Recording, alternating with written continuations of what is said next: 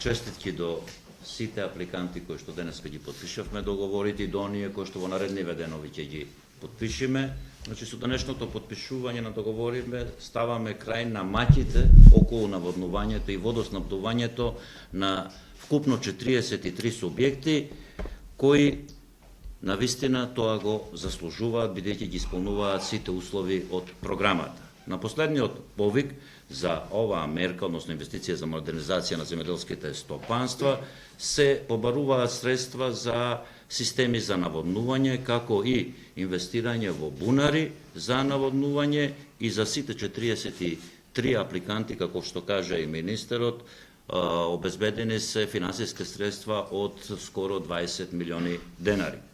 Финансиската поддршка се исплаќа по принцип на кофинансирање, односно реализации и исплатени инвестиции од страна на корисникот и висината може да биде од 50 до 75% од прифатливите трошоци, со тоа што, како и кај другите проекти, односно другите програми кои што ги реализира агенцијата, кофинансирањето се зголемува до 55% во случај кога носител на инвестицијата е млад земјоделец, 60% во подрачја со ограничени можности за земјоделско производство, 65% исто така во подрачја со ограничени можности на земјоделско производство каде што носител е млад земјоделец и 75% во недостапни рурални заедници.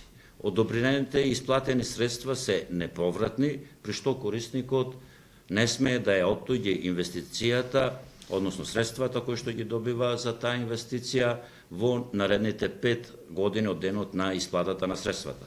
Со помошта преку оваа мерка директно влијаеме на подобрување на целокупните резултати од работењето на земјоделското стопанство и достигнување на повисоки стандарди од минималните стандарди утврдени со законите од оваа област.